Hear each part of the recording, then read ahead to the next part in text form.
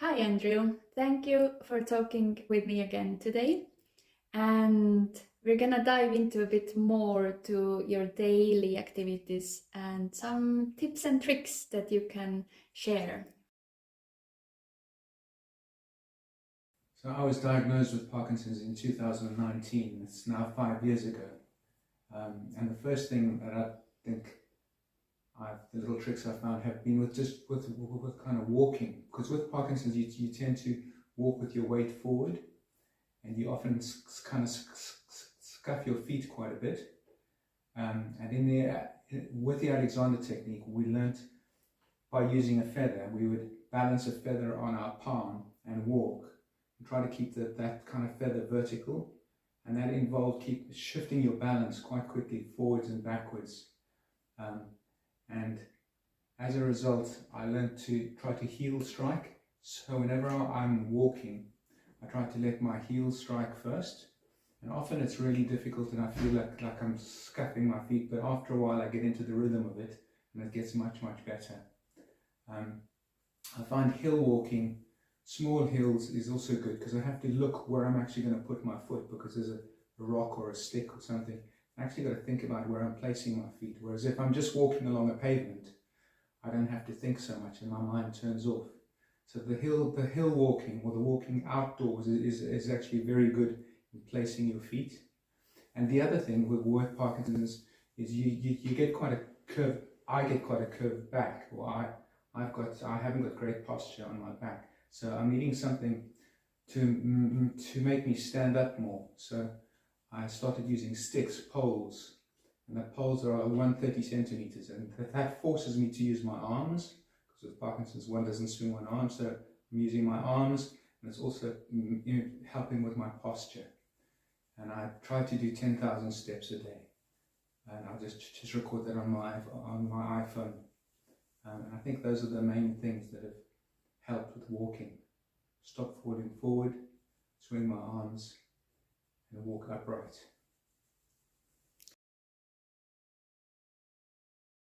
When you're walking outdoors in the hills or on paths or along a river, you've got to know where you're stepping, because obviously there's slippery spots and you've got to be aware of inclines and things. It's a little bit more, you've got to be more aware of your body, yes. Without the poles, I would be tilting forward and looking down, whereas with the poles I'm upright, more upright, so it's better for the posture, and I've got a wider field of vision. I hate peas because I have to chase them around the plate, and they don't stay on a fork very easily, particularly if you have the shakes.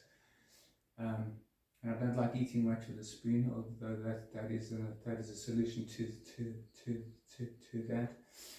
The first thing we did was went and bought proper steak knives so that I could cut things properly, but I find that quite tricky now. One of the hacks is actually eating with people can be quite tough, because it isn't great when you're in company. It isn't great if you can't cut your food. So I'm going to a restaurant, in fact, this evening, and I'm going to ask them quietly and say, can you cut my food up for me before it comes to the table? Just because I think I'd be very self-conscious cutting my food in front of the friends that I'm seeing. I think another thing is a straw. So I order soup, and if I've got a wide straw, I let the soup cool a little bit, and then I use the straw to drink the soup. And I do the same with coffee. I think that's about it with food, but it is a challenge. It's a continual challenge. It isn't easy.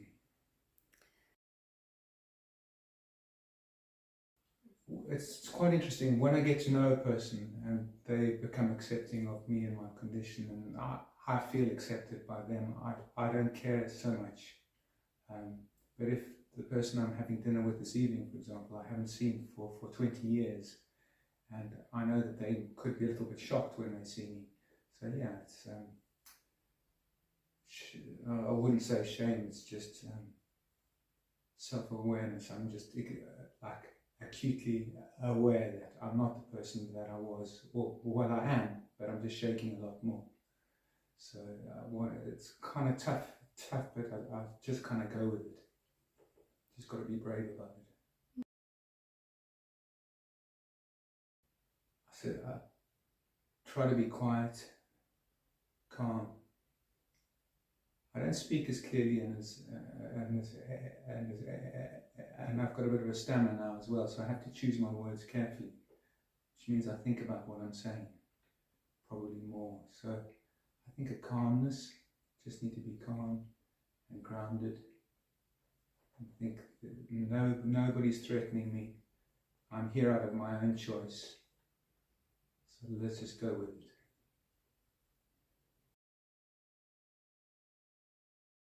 Shoes. I love some of my shoes and I hate some of my shoes. So I've gone for comfort these days. I just wear trainers that are really comfortable. And I found these elastic laces on the internet for not very much. So you can thread these elastic laces so you can just, it's got a little tie, a little toggle. I haven't got them with me, but you just pull the tongue of the shoe, open it up and put your foot in, and it's very, very easy. Trousers and things like, I find things like zips are quite good. I find things like, if I've got buttons and I haven't got too many of them, I'm okay. But one of the hardest things is when I get out of the shower or out of the bath and trying to dry my back with a towel, and eventually get it dry, and then I try to put a t-shirt on or something and it kind of sticks on my back. And I ask my wife to help me sometimes, and sometimes I have to wait until I'm dry before I try to put a shirt on. Driving is, I've got a little cushion which helps. I think probably the most important thing with driving is that I have an automatic car. We have a manual car as well, but I hardly drive it anymore because it's just so much of a challenge. It's an old camper van that's quite hard to drive and quite hard to park, but an automatic car with reversing sensors is much easier. And then I've got a cushion for my back as well, which I put in the small of my back. And when my one arm starts to shake, I have my big tremor is on the right side. I take it off the steering wheel and just hang it down for a bit, often when I'm waiting at the lights or at the stop street, and just to kind of ease the kind of muscles, and then I put it back and carry on. That's probably it with driving. I think it's probably worthwhile saying that when I got Parkinson's disease, I stopped doing a lot of the things which I had done. I was a reasonably good tennis player and a reasonably good surfer and a reasonably good runner, and I could do lots of physical things. And when I continued trying to do those things, I got more and more upset and disappointed because I couldn't do them to the same level or the same ability or the same standard. So I stopped them and I started tried doing some new things. And the one which I'm enjoying the most is drawing. And I've never been particularly good at drawing, but I just thought I would give it a go because my mum's a bit of an artist. So I started doing figure drawing. So the curious thing is, my hand shakes in the beginning, but after about 5 or 10 minutes, my hand stops shaking completely, and I can do a figure drawing. And I surprise myself sometimes. Sometimes it's out of proportion, and the head is massive, and they've got a tiny body, or the other way around. But generally speaking, I'm quite happy with the results. So I feel as though I'm progressing. And the reason is I've got nothing to compare it to because I didn't draw in the past. And I think that's trying new things has helped my mindset to be able to cope with Parkinson's. Same is true of golf. I'm absolutely rubbish at golf, and I'm still rubbish at golf. And so I don't really care what happens. If I hit a bad shot, I'm not really there for the golf so much as for the walk and for the chat. So trying new things has helped me. Sounds like it takes the pressure off you don't put pressure on achieving or getting results, and you're able to enjoy. Yes. Hmm. You've got nothing to compare it to in the past. Yeah, no pressure.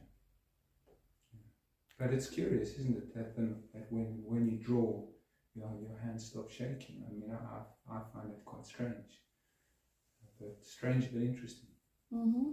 That mind-body connection. Yeah. Can I make a comment that we had a little pause just before, and the way you talked now was more smooth for like few minutes straight. Did you notice? Now that you mention it, yes. Yes, I think I took a little bit more time. I didn't feel rushed. I felt safe. You're my Alexander teacher, so I'm very comfortable with you asking me questions, and I just feel I think it's a safe environment. So that's something that's helped me a lot, is the Alexander technique. And I would encourage anybody who's thinking about it to go and try that. Mm-hmm. So maybe when we first started, we were both a bit more little nervous about what's coming up, and then we did the pause and we gained some security, and then your mind body calmed and you talked. Exactly. Out of your comfort zone. When you're out of your comfort zone, you're probably more nervous. Yeah. Probably true of anyone. Certainly true of me. Yeah, was a good example. Thank you. I found standing up very, very difficult, and as the Parkinson's has progressed, I found it harder. But shaving was one way. And I shave in the bath. I sit down, and I've got this kind of bench thing which goes across the bath. I'm not sure what it's called, a bath something like that. And I put a mirror.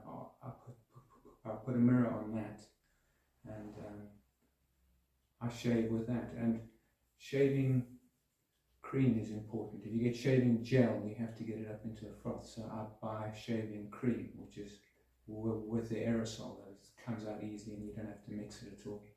And I sometimes shave with two hands. If my one hand is shaking a lot and I haven't got control, I'll shave with two hands. But at least I can see myself in the mirror, and I'm sitting down, so I'm comfortable. And the shakes generally subside. It seems to work okay. Occasionally I nearly cut my throat, but it kind of generally works okay. I used to read a huge amount. I now read a little bit less, but I found that headphones help me, because when I love reading, but I hold a book and then my hand starts to shake and the whole book starts to shake and I can't see the words, and then I've got my glasses and I'm busy juggling as well. It just becomes a shambles. So for my birthday, I asked for some headphones, over-ear noise cancelling headphones, and I listen to audiobooks and podcasts. So I can take the dog for a walk, I can go for a walk, so that I'm still moving, and I can have a book be read to me at the same time. I've just been reading a big Western epic, which I've really, really enjoyed.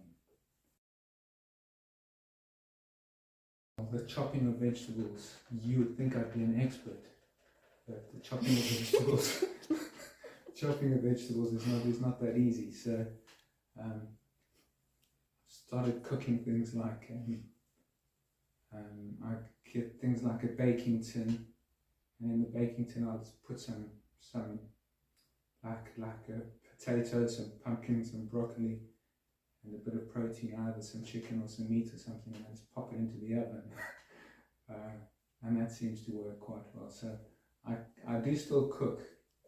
I'm not sure if you'd call it cooking, but I try my best, and I try to help in the kitchen as much as I can. There's a big thumbs up for Parkinson's and the Mediterranean diet. A big thumbs down for all things processed and the kind of what they call the Western diet.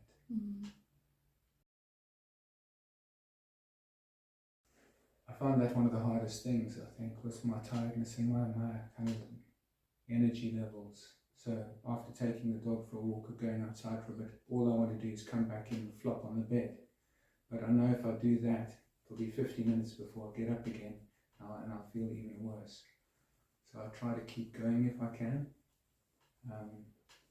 My sister sent me something about coping with retirement and how people chunk their time.